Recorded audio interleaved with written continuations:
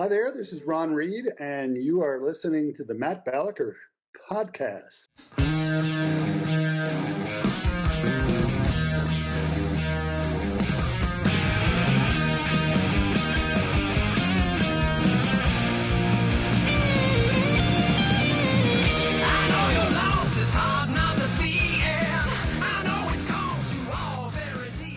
Good day, folks, and thank you once again for tuning in to the Matt Balaker podcast. And please ask at least 4 to 5 friends today to like, subscribe, and share. Our goal when we started this podcast was to interview leaders in business, comedy, and publishing. And this gentleman today is perfect for that. He's well-versed in topics very close to my heart: cats, comedy, and career change. He was a nationally touring comedian for over 15 years with appearances on Showtime, NBC, and PBS. He produced comedy festivals and parlayed his experience to help create Artist West Entertainment. He's a great human and a friend of the felines. Please welcome Ron Reid to the show. How you doing, Ron? Woo!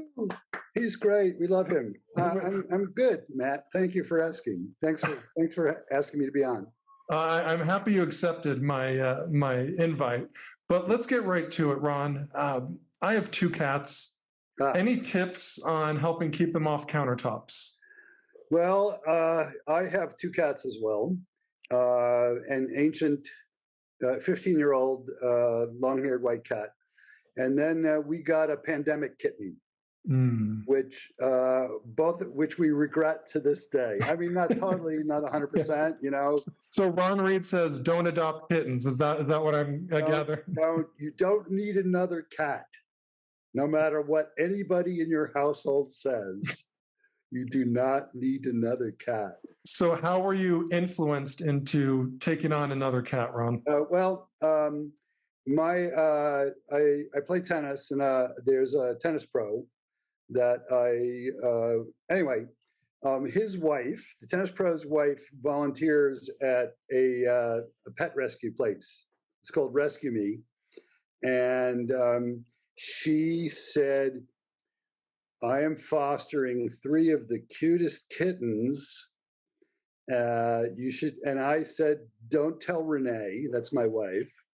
And so, of course, that she immediately told Renee, and we went to see the very cute kittens that she was fostering, and we decided we would adopt one, because we adopted the orange tabby, or the ginger cat, or whatever you want to call it, and because he had the most personality. Ah, okay. Don't do that either. Don't adopt cats with personality. By which you want to judge kittens. So we have this cat. He's 1.5 years old now. His name is Latka, and nice. Because he kind of looks like one. And so I'm getting around to answering your question about the counter. So he's he's one of those cats. He climbs the curtains. He plays with the blinds. He jumps on everything. You can be petting him, and then he'll turn and like bite you. I mean, he's not biting as much as he did previously, but it could happen.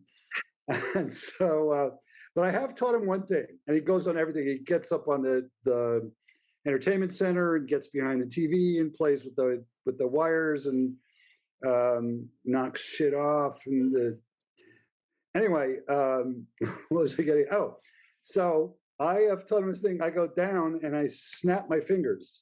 Can you finger snap? Can I get the finger snap? And for some reason, and I learned this a long time, it's like, if you've ever had it, they call it, animal trainers call it clicker training, right? I don't know if you ever heard that, but so. Clicker training. Clicker training. Pavlovian response, or clicker thing, clicker. Okay. And mostly with dogs, but people do it with cats. But when I was learning about it, I learned that you could do a finger snap also, if you didn't have a clicker. And so for some reason, I mean, I'm so jealous. People teach their cats to like use the toilet, and I can barely get this guy not to like rip my face off. So But anyway, I have taught him that. So if he's on the counter, I can go down and snap my fingers like that, and he gets down for a minute until he jumps back up. So I appreciate that. So the key is to have Ron Reid come to my kitchen and snap his fingers when my orange tabby cat is not listening, which is pretty much all the time. Though you have a very illustrious, diverse career, but it began with stand-up. Can you tell us about that, please? It actually began a little bit before stand-up because I had been an actor before, and I had been I was living in New York City, going to acting school, and I was in a very terrible off Broadway show. And one night, the cast said, "Are you coming?" When I first started, the cast said, "Are you coming out with us?" And I said, "Where are you going?" They said, "We're going to this place uptown called Catch a Rising Star." Oh, okay. And we're going to go see. Now I'm trying to remember the name of the comic, but you might know her name. She's a long veteran New York City comic. But anyway, she had been in this. Rita Rudner. For some reason, that name is popping up. Who is it? Rita Rudner by chance? No, it's not Rita Rudner. Okay. It is Nancy Parker. Do you know Nancy Parker? I don't. Nancy Parker was one of the OG New York City comics in the 80s, and maybe in the 70s. Actually, it was before that. So I went to see her, and then I had anyway. So that's kind of, I'd sort of been interested in stand-up. I had done some hosting of events and things like that. I was always the kind of person at a party. My first wife used to say, she would say something at a party. She was very smart, very witty, and she would say something at a party, and people would go, "Huh," and then I would repeat it. I would say what she said, and I would repeat it and kill with it. And it became a very sore spot in that. Yeah, I noticed your first wife. So was it your delivery that just ended things? Like, Ron is such a natural joke teller. I was using her material. That's what bugged her, and I was getting laughs, and she wasn't. So, story of my life. So, but anyway, I had started to do some comedy and do some entertainment stuff, and I lived in Florida. I went to, do you know who Carrie Hoffman is? Rings a bell. Carrie Hoffman was the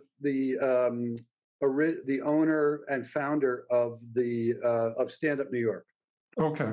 And he was a manager and a producer, and he was a lot of famous people's managers. He was, when I met him, he was Zach Galifianakis' manager. And he had this club for a long time, Stand Up New York. I'm going to put a plug for him. He has something really cool now. Very cool club. He does a touring show. It's called My Sinatra. And he sings Frank Sinatra stuff in concert. He doesn't look anything like Frank Sinatra, but he sounds uncannily like Frank Sinatra. I mean, it's gorgeous. It's a great show. He's a multi-talented guy. He's been a television producer, an EP, a manager, club owner, stuff like that.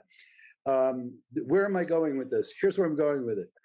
So many, many years ago at a hotel, which was torn down and rebuilt in Hallandale, Florida, it's called the Diplomat, or the Diplomat on the Beach. It's still there. It's like in Hollywood, Hallandale. And but the previous version of that club, and for some reason he and his late wife, whose name was Suzanne, they did a comedy night there. They somehow, just like people are doing. I mean, this is the continuity. We have nothing else to do. Let's try comedy night. Exactly. So decades ago, and now this is look at this. But that's a cool connection because comics are doing the same thing right now. I need a stage, I need a place to perform, go to some venue, what's your slowest night? Right. For me, it was Tuesday. I'm going to take the Tuesday night. Tuesday nights. Usually it's Tuesday night, I think, actually. And traditionally the slowest night of the week. And anyway, so he had this comedy night there in South Florida. And I was writing a television show for the Miami PBS affiliate. And so, and I had an old friend of mine who was a journalist in Fort Lauderdale. I hired him to help me write the show. So we would go, we were both interested in comedy. And we'd go, he goes, you should go up, because you could sign, it was like an open mic. Part of it was open mic. And you could sign up. And so I would sign up, and I'd take my notebook, and I would go to the Diplomat on the beach in Hallandale, Florida, hosted by Carrie and Suzanne Hoffman.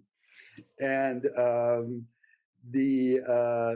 and then I would chicken out. I would cross my name up Okay. and chicken out and not go up.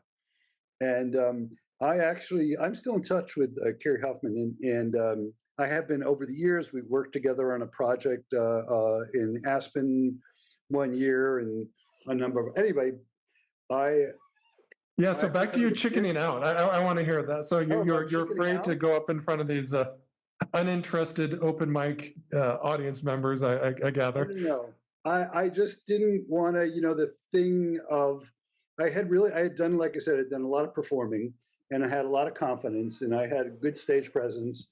And maybe it was that I wanted to be sure. I didn't want to, now it's different. It's different when we go, you know what, I'm going to go on stage, I'm going to do this bit and see if it flies, right? Mm-hmm. That's a pretty common thing. But I think as an absolute beginner, I didn't want to do that.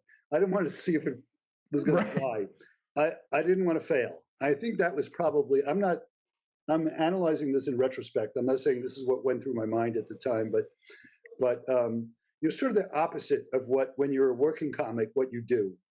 Mm-hmm. I got to try give me 10 minutes, I'm going to try some stuff out. Right. But when you're stone cold absolute beginner, you don't have that attitude. You feel like everything is on the line at that moment, right? It's your first time. It's make or break. Make or break. It's make or break. This is it for my career, and so I'm gonna try and make this as short as possible. But I always use way too many words to do anything. But a few years, then I moved to Los Angeles, and then I was there. I actually got a job. I got a job at a puppet theater, and I got on a waiting list for an apartment by the beach. Wait, so you got a job at a puppet theater? I got a job. It's still there. The puppet theater is still there. It's in. Boy, my brain doesn't really work anymore. Famous puppet theater in Los Angeles, in a famous park. You probably Griffith Park, yeah, where the observatory is. Yes, I think that's where it is, and I'm trying to remember. I'll see if I can remember the name of the theater. But I never actually started. I got the job, and like I said, I was on a waiting list. A friend of mine lived in this apartment building on Venice Beach called the Sea Castle. Sea Castle. The Sea Castle. The Sea Castle was literally in the sand. Maybe it was not Venice. It was in Santa Monica, north of the pier, south of the pier. So by where the Pritikin Institute is or was, Shutters on the beach, that area. Oh yeah, popular wedding spot. Yeah. So in any case, there was an apartment building there, and it was literally in the sand, and there was a waiting list for apartments. Anyway, it was damaged during the Northridge earthquake, and so it's no longer there because it was not structurally sound. Yeah, structurally sound. Anyway, I'm rambling. I went. A friend of mine was in Seattle, and he said, "You should come to Seattle." I went, "All right." So I'll drive up. So I drove up to Seattle, and I totally fell in love with it. And I went, you know what? I'm not going back to LA. I don't know why I did this. It's so detrimental to my career. Unbelievable.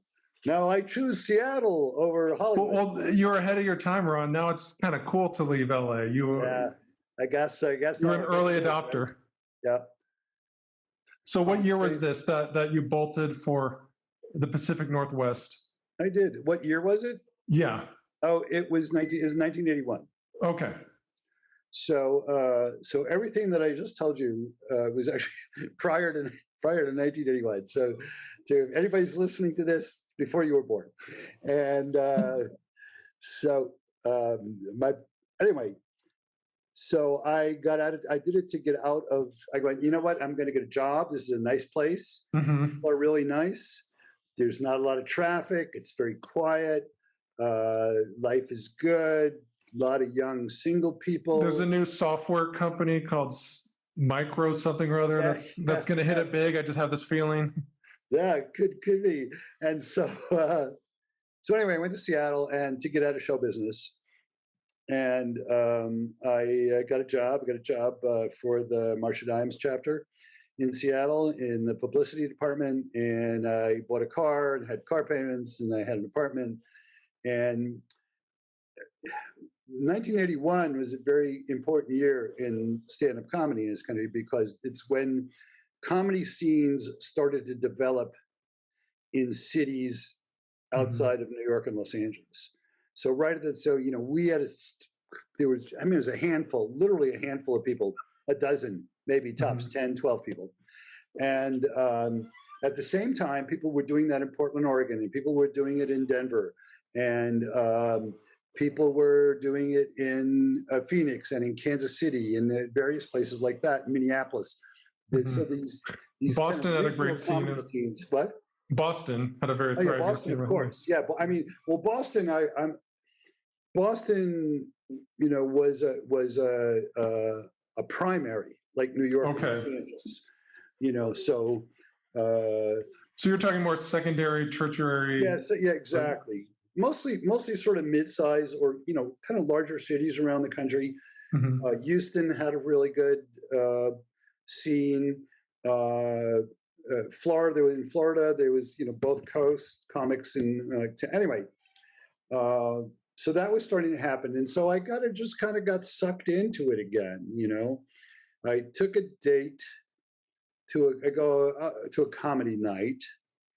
And I just oh man, I think I need to do this. And so I started to go back. The place was so there was not a comedy club in Seattle at the time. This was there was a weekly show. It was a Sunday night. It was at a place called the G-Note Tavern. The G-Note Tavern, okay. G-Note, yeah, like G-Note. And it was on Sunday night, and there was a sort of a semi-pro show. So it was like not a, well, we might call it a booked open mic now. Okay.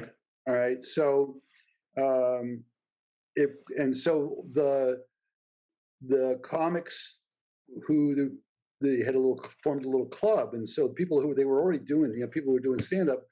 And so they all would do spots, and then there'd be sort of some open spots that you could sign up for, right? And I think it was at the end. I think they did it at the end of the show after the regular show was over, which is kind of a good system, I think. Actually, So anyone in the crowd, now's your time. Come on up. Yeah, come on up, and then you don't risk somebody doing a crash and burn in the middle of your planned. Your curated comedy show, right? Do it at the end of the night.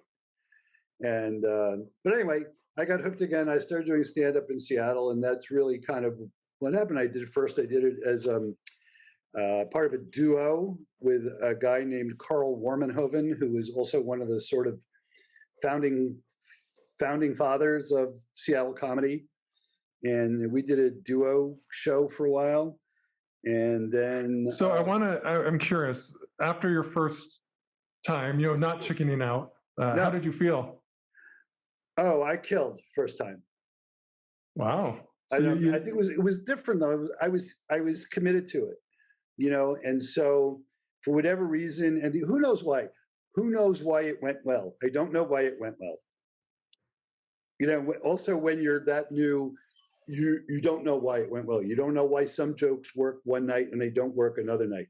Sure. It was just things are clicking. And also you probably had some satisfaction of just doing it. Like there's probably a feeling of accomplishment Right. And plus if people go to you, the people whose show it is come to you at the end and they go, hey, please come back next week.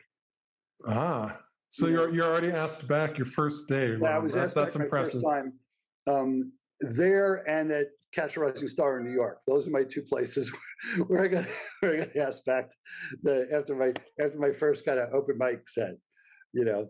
So you're at, I just, and then I just did it. And like, as you know, if you know your comedy history, the 80s was this tremendous boom in stand-up comedy, tremendous growth. The comedy clubs sprouted up all over the country.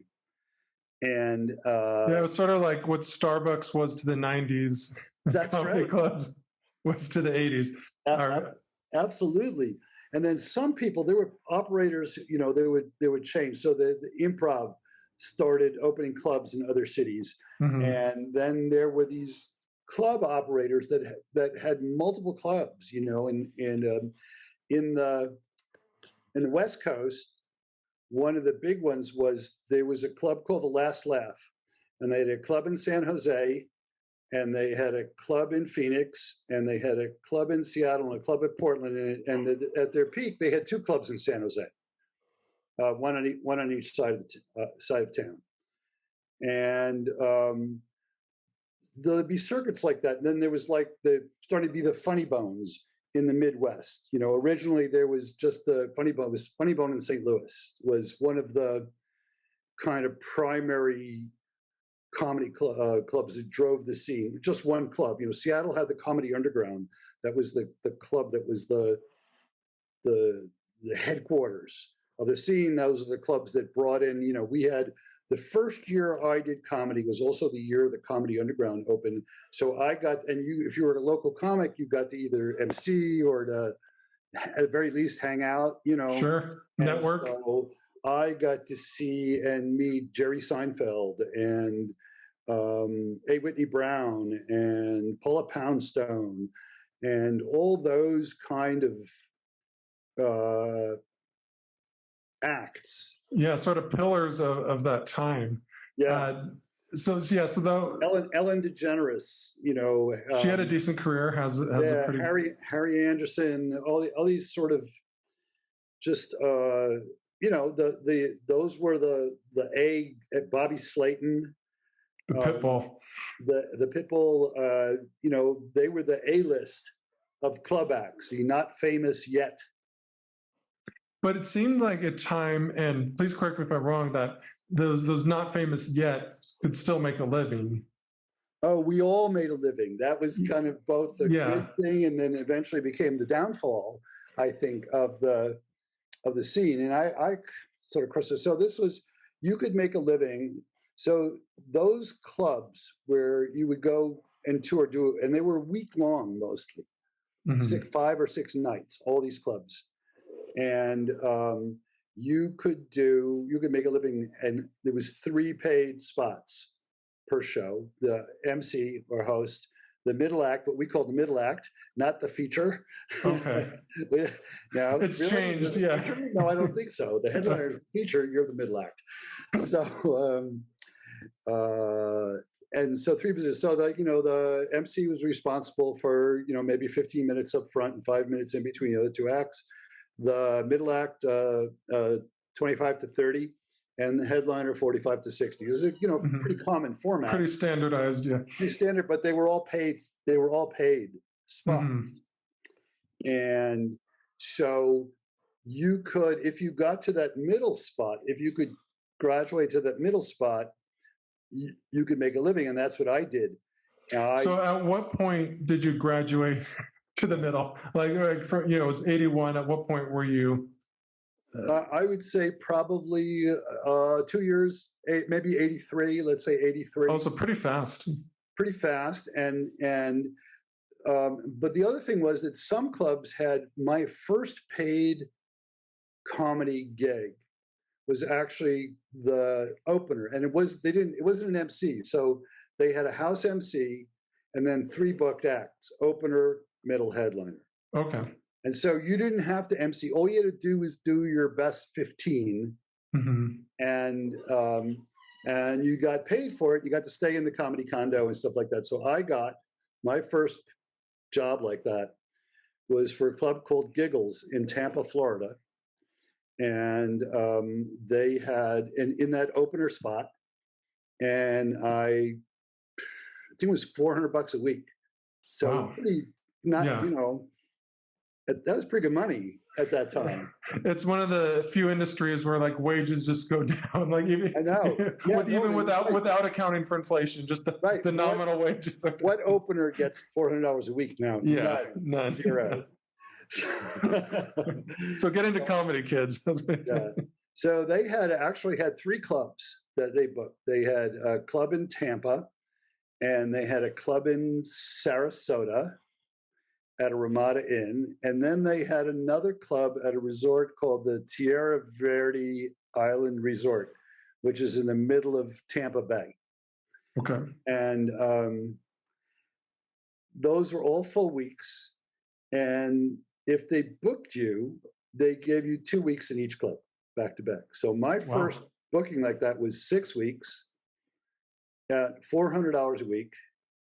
There's and I paid, I could stay in. They had a comedy condo, and you could stay in the condo, just buy your own plane ticket, right? So you're just paying for a plane ticket, food, and Coke, and you're pretty much set. Exactly. You are exactly correct. In fact, this club is notorious for the famous question, which you might have heard at the end of the week: how do you want to be paid, green or white? Yeah. That's a real thing. That's a real quote. It was before ass, grass, or ass. It was green. So, but anyway, I was unbelievable experience. And for,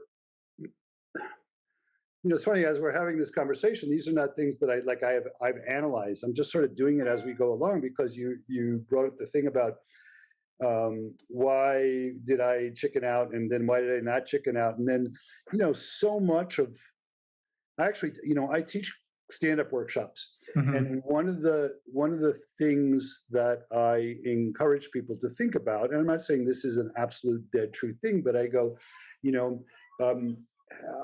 how you say something is at least as important, or if not more important, than what you are saying. It's coming back to delivery.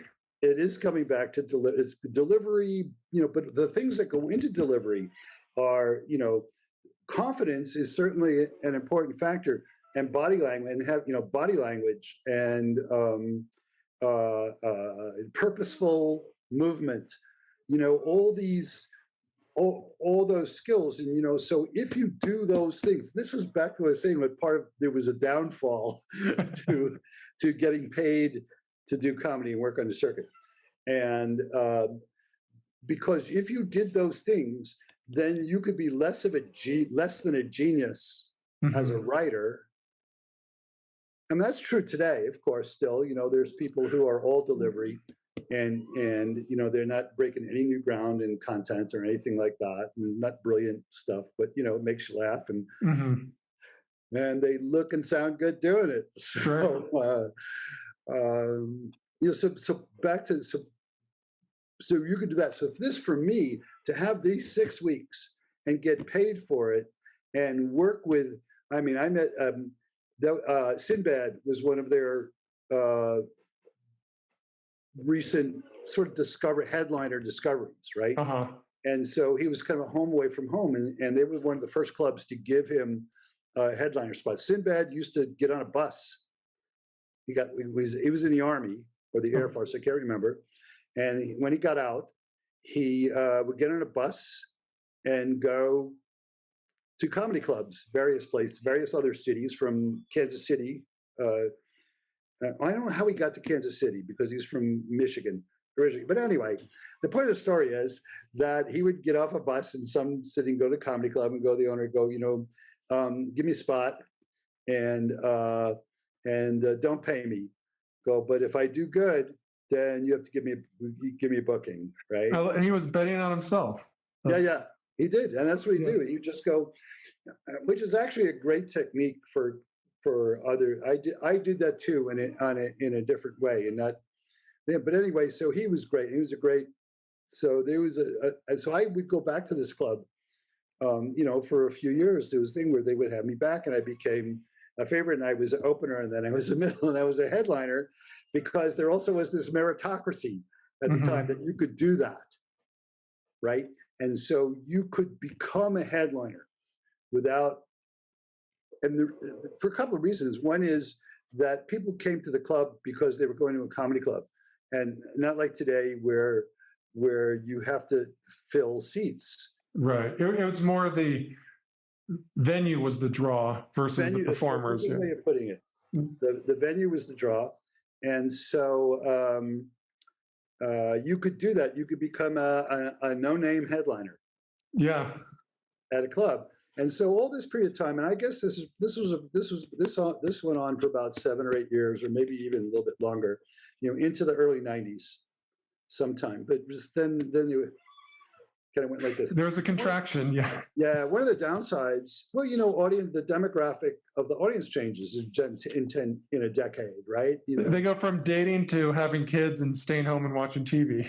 Yeah, absolutely. And then there's another generation of younger people who are turning 21, and now they can go to a bar and a nightclub, and they are not the same as the other people. Imagine that, yeah.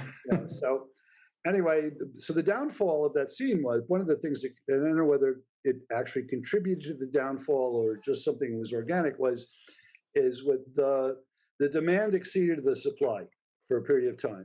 Mm-hmm. So there was more demand for comics, and there were comics to fill the job. So people, that's the downside of full employment, I think, as people are finding out now.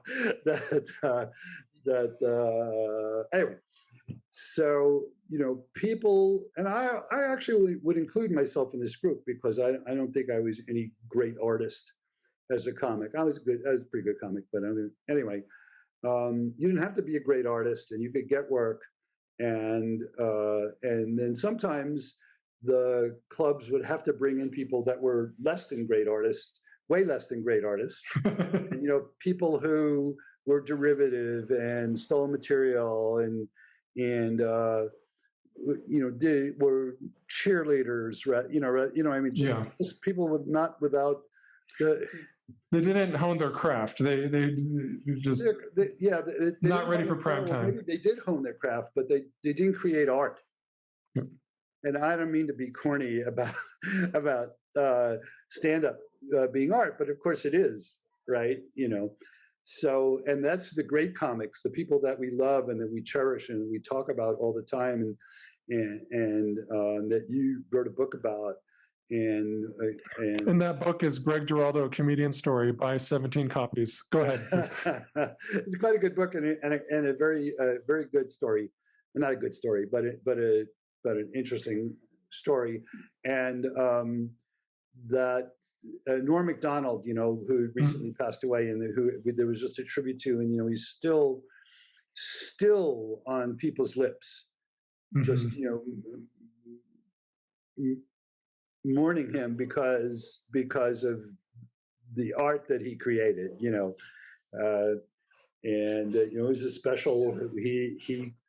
The content that Norm Macdonald created was really special, was unique to him, and that was the amazing thing about him. And so there are people who are amazing, and then there are people who are not amazing, as well. And so the people who are amazing are the artists amongst us, who, and we know who they are. They know who they are. We know who they are. It's you, me, and a few others.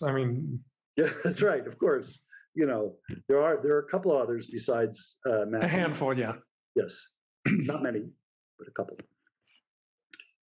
So have I blathered on here? Yeah. So you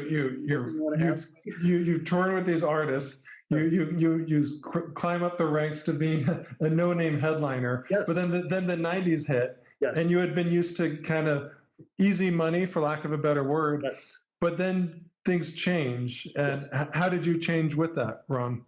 Well, the first thing that changed for me was there was a club that I had played a couple of times in as a no-name headliner and done really well at. And it was in Baltimore, and the name escapes me, unfortunately, at the moment. And but anyway, it was a great club, but I really was a good fit there. I'd gone to the University of Maryland, and which Go is Terps. These the Terps, go Terps, fear the turtle. And so I was familiar with that area. I went to school with a lot of people from Baltimore. You know, it's the other end. It's by DC the University, but so you know, I was pretty familiar with Baltimore and Maryland and stuff like that. So in addition to my, you know, I had kind of a real empathy, I think, with the people that, and so I played there a couple of times, and I was, I think, the best paying headline job that I had had. It was sort of the peak of my earnings, which, if I remember correctly, was $1,800 a week. Wow. And airfare. And so plus it was, that was sort of the peak for me. And that was sort of the peak of what you could do as a no-name headliner. I was just pushing the outside part of that.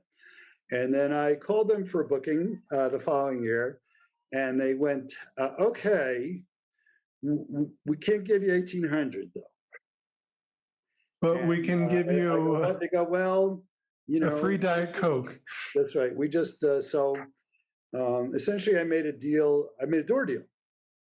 I had a guarantee. I don't remember what the guarantee was, but the guarantee was, and then so I could make 1,800 if we sold enough tickets. If there are enough butts in the seats, yeah.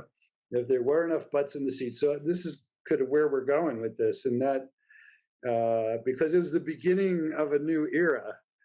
And so I did an interview with the Baltimore Weekly or whatever it was called, and I did radio. I did all this stuff as much as I could, and I did pretty good, but I don't think I made my quota or anything like that. You didn't hit your $1,800 bogey. I made my nut. I don't think I did it. Shy your nut.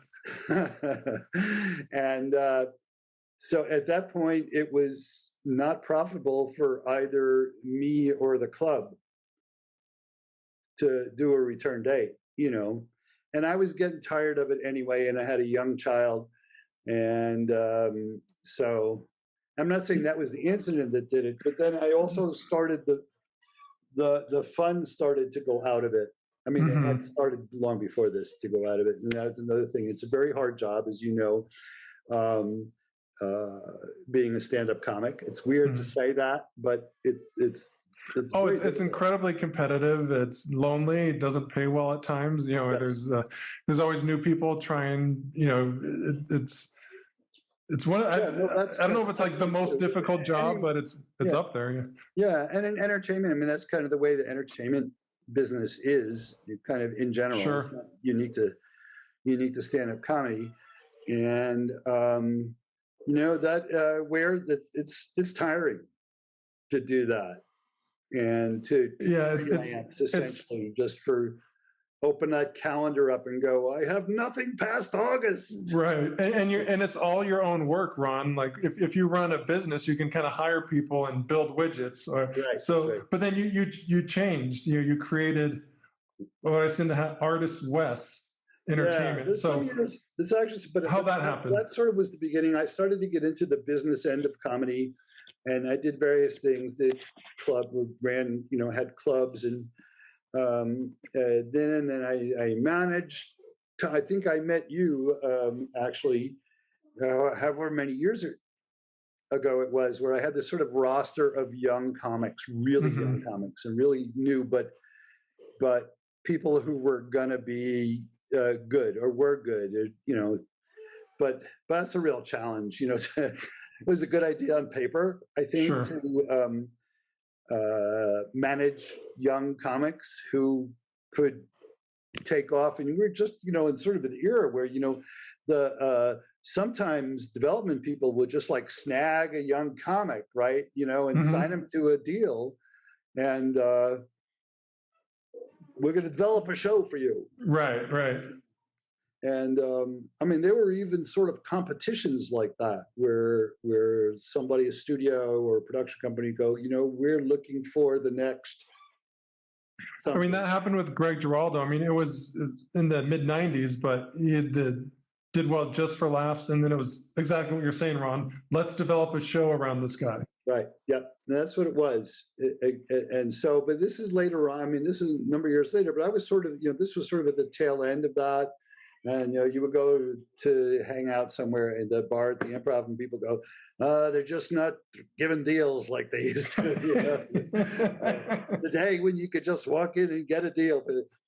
All right. So what are we talking about? So you're saying how they weren't giving development deals like they did, and you were managing, and kind of the genesis of Artist West. I didn't make any money being a manager. It was really kind of fun because you got to sort of hang out with people and cool people. But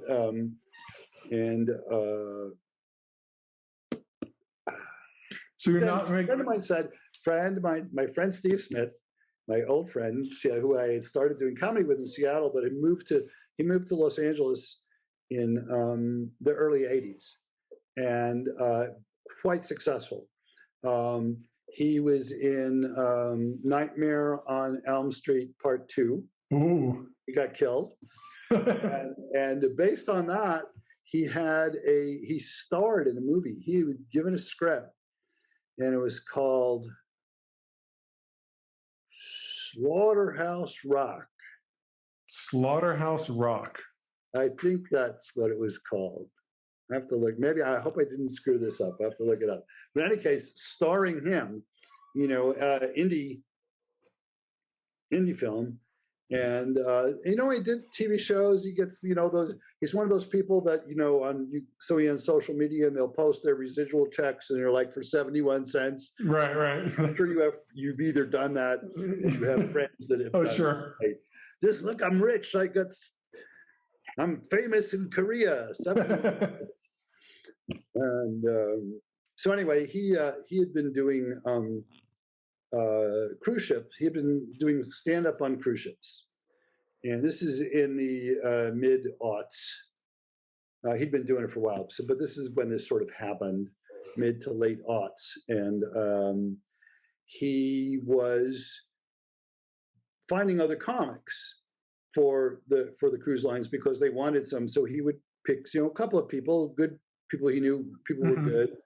And he would say, I'm going to coach you on how to be a cruise ship comic. And I'm going to prepare you for it. And then I'm going to call this booking agency in Florida, and they're going to sign you, and they're going to book you on cruises, and you're going to pay them, and you can pay me as well, for sort of like a split deal. So he was doing that, and then we were. So what is the coaching process like? I think. Well, it's about. There's kind of parameters about what you should set, what sort of material you should do. You have to do a very good. You got to do a headline set, and the headline set is back when we were starting out. They were done in the theater. Old cruise ships have big theaters on them, somewhere between 600 and sometimes 15, as big as 1,500 seats. And they do full size Broadway productions and stuff like that. So sometimes that's your comedy show as well. So you need someone who can command a big room and a big stage and be prepared for that, and can take their material as far as content goes to a certain line, and not be trusted and grown up and not cross over it. And essentially like that. So again, back to being a first time thing, so that you go out, and it's still kind of like this, if we send an artist out, we get a job for somebody and we send them out and they do not succeed, then they probably don't go back. Again, you have one time, sometimes there's a second chance, or something like that, or a third chance, but sometimes there isn't. And so you want to be prepared. So even now, I mean, that's something we do with our clients now, is that we talk with them. They can go, you want us to go over your material? We'll go over your material. If you want to say, can I do this or can I say that? ask us and we'll tell you. And so we try and coach them up as much as we can, because when you represent somebody, you want to set them up for success. Sure. Right? Always. And so that's kind of what we do. And that's kind of one of the reasons that we're having success, is that we're both comics. And so that's our angle. That's where we're coming at this from. So we know the other comics, and we know the ones that we meet. We know how to talk to them, and we speak their language and they speak our language. And we talk to the buyers, the bookers, as authorities in stand-up. So we tell them, we coach them too, you know, and so that's right, because again, you want to set it up. You want to all set it up for success. So speaking of setting it up for success, some people may or may not be aware, but there was a global pandemic circa 2020. Yes. And so how does that impact cruise ship comedy? Is it good, bad, no change? Yeah. So how did you survive this, Ron? You're here right now. Artist West is still alive. How that happened? We're still alive, and we survived it, and we did get a grant. There was something that we sort of tried to stay on top of, and people tipped us off to, was that their funds became available for small businesses, and then specifically for the entertainment industry. So so we did that. So we were able to do that. And, we just were really conscientious about that, and trying to get some, so to hang in there, essentially, because we went from 2019 was probably was a great year. It was for our business. We literally booked hundreds and hundreds of gigs.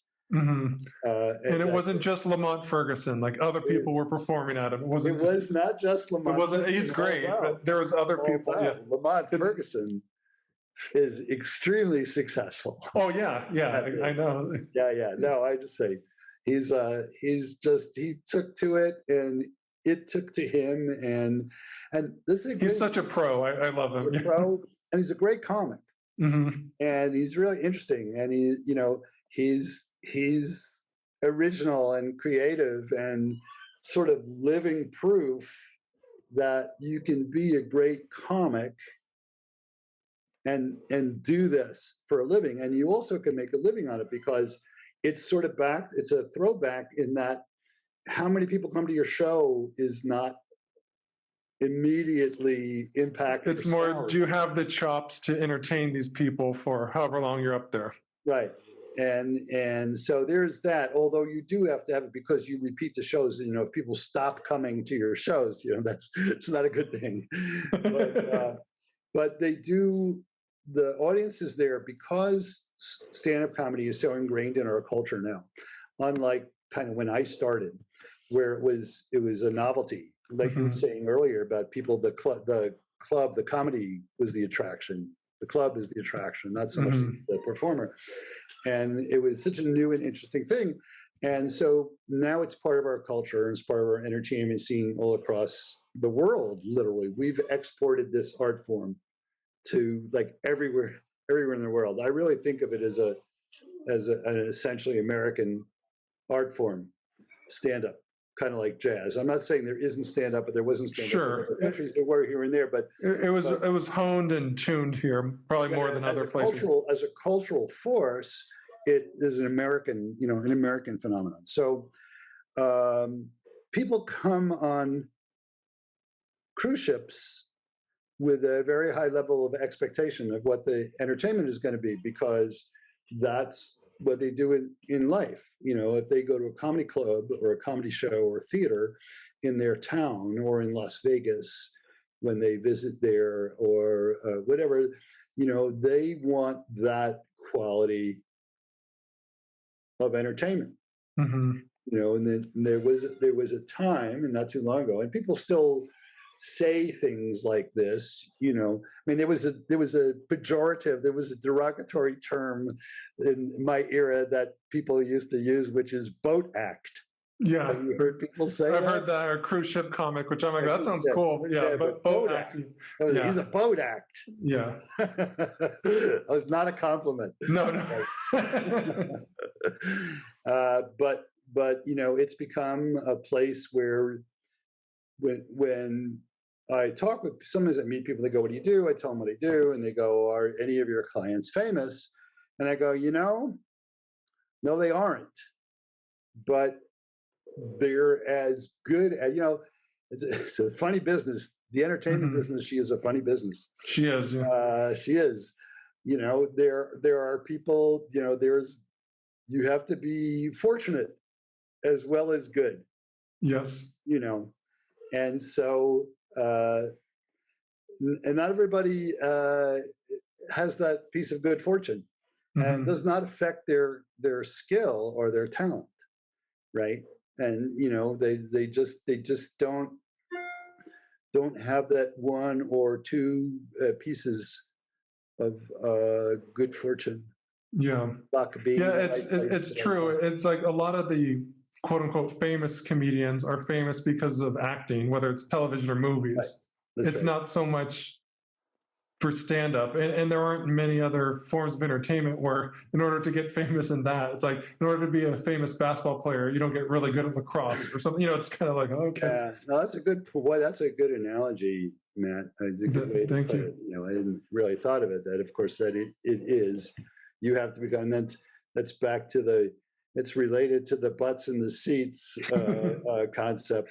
It always comes back to butts in the seats on a much larger scale. And then you start to talk about literally millions of people and tens of millions of people. Well, tens of millions of people are listening and watching to this program, Ron, and you're a wealth of knowledge. But what advice do you have to those who are interested in pursuing a career in stand-up? I think the best advice that I have is to what makes you special and unique as a performer is whatever, because human beings are all different. This is the cool thing. Every person is different from every other person on the planet. So the more personal your content is, and it doesn't have to be personal experience, it can be personal perception or attitude, what your perspective is on something, as well as something that you've experienced. But make those things, the more they are personal to you, the better chance you have of success. And even if you don't, because that's how you're being judged. Ultimately, somebody's going to go, boy, that person is just a great comic. And they may not, again, like you said, they might take you and put you in some other situation where they're not taking advantage of your great comicness. So what was it? What were we talking about? Advice you have, and I think you can, to summarize, to be original, to be true to yourself. Even though I know this line was written as satire and in jest by William Shakespeare, "To thine own self be true," that from the Polonius is a speech, which is actually, it's supposed to be funny. People always quote it as like some serious philosophical point. And if you study Shakespeare, you know that it was written as supposed to be a funny line. Anyway, the more you personalize your comedy, the more it's about you in some way. The more unique it is, then that's the key to success. And at that point, if you get struck by lightning, great. But that's you get struck by lightning, great. Satisfaction too is that you know that you now have said something that made people laugh, right? Something that was important enough to you to write something about it and do it, and then to make people laugh with it. And there's great satisfaction with that, which is all why people do stand-up comedy in the first place, to have that happen. The joy of writing a new joke. Oh, there's no better high. The first when it works, yeah, when it works. It works. Oh, is that adrenaline or what? So yeah. Anyway, the point is that you need to be personal. You need to be true to yourself in comedy. I would say be a good person, but that's a tall order, Ron. Maybe be an above average person. It's not always work in your favor, actually. That's true. So, well, we're wrapping up, but I'd like to kind of close with what from your career, or what are you most proud of? What I am most proud of in my career, I'm proud of two things. One is this agency, which has become successful, which is really, you do anything, if you start anything, it took us a long time. It took probably 10 years at least for us to be successful at what we had chosen to do. And so to have it now be successful is really cool. The other thing, so that's proud. The other thing that I'm most proud of is I made a movie with a couple of people in 1989, 1990. It was a feature film. It was shot on 35 millimeter, and it was called. It had two titles: Stages and / The Montana Run, and it's available on YouTube. Stages / The Montana Run. It's fiction. It's a scripted movie about life on the road in lonely one-nighters in remote places, comics in America in that time, reflecting that time period.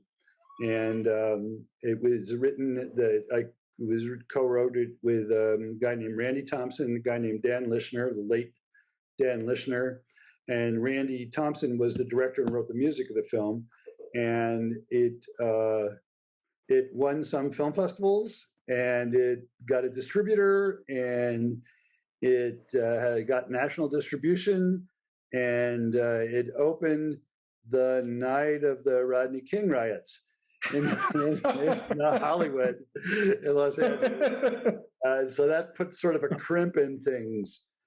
Box office wasn't what it could be, sir. But nonetheless, we acted as three other people too, but the three of us created this film. We wrote it, we acted in it. One of us directed it, and it played theaters in the U.S. It was in rotation on Sundance Network in 1998 for almost the entire year. It was on Amazon Prime for a while, and then now it's on YouTube, but it's still there. It's still there. It's one of those things, as you know, of having created something that has a physical property, that like a book and a film. To make a film, that's sort of there. It's there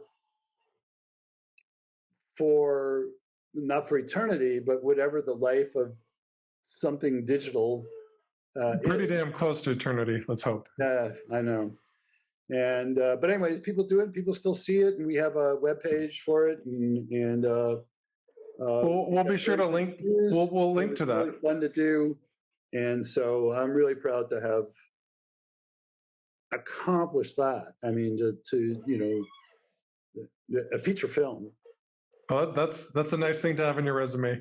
So everyone, please check out Artist West Entertainment. Support Ron's movies. He's a great human, and I'm honored he's on our show. Thank you so much for joining us today, Ron.